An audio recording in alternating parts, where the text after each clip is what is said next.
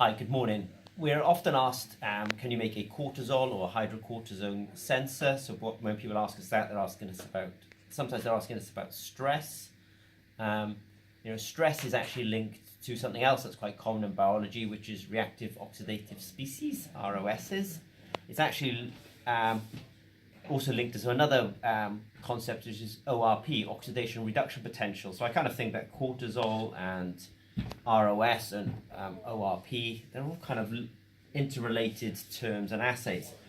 All that said, if you want to measure stress and you want to measure reactive oxidative species, then there's two commonly accepted assays, FRAP and TAS. So we're going to do a quick demonstration.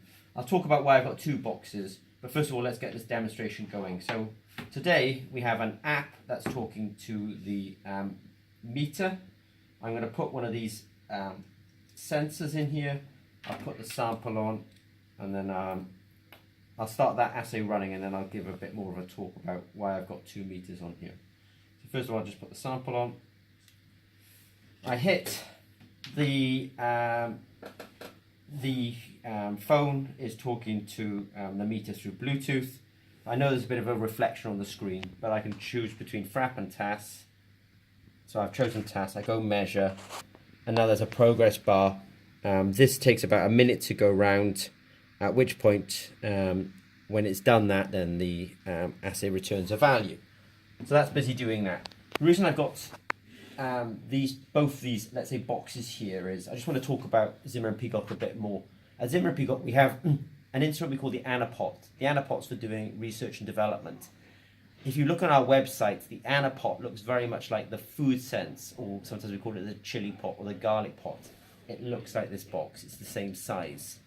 As we go forward now, we're actually starting to reduce that commercial system, the FoodSense, down to this much smaller box. And if Irvin just comes in very quickly, I just want to show you that the green LED on the top, it's a small matter, but it just gives you confirmation that it's receiving power and that everything is good.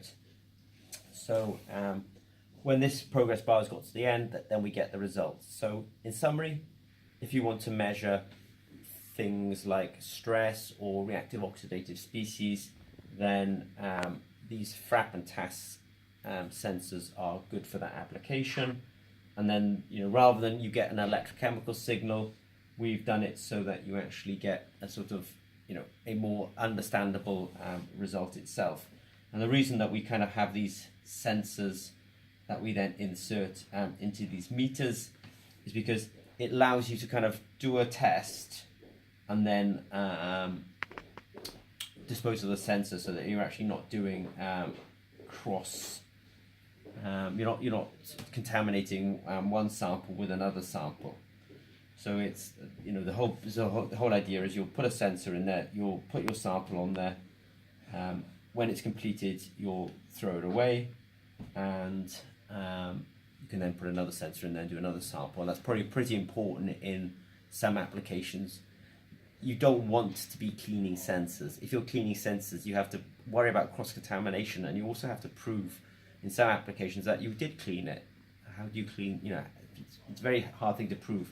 The best way to do, this one's completed now, so it's come back with a result of just saying low. So it basically just means that the sample that we had on there hardly had any, let's say, stress-like molecules in there, and therefore the system reports a low value, and it goes low, medium, and high. So yeah, if you have any questions regarding Zimmer and Peacock and this FRAP and TAS, then just contact us. Thanks very much.